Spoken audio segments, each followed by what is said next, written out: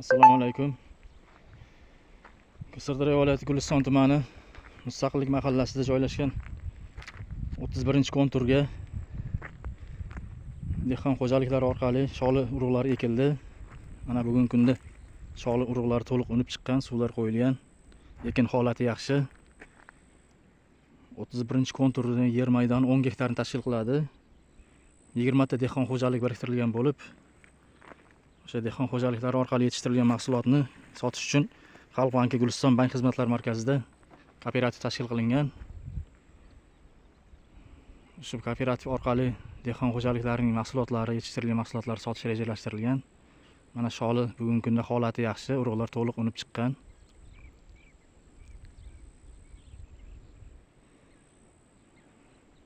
Mustaqillik mahallasidagi 31-konturdagi sholining holati yaxshi.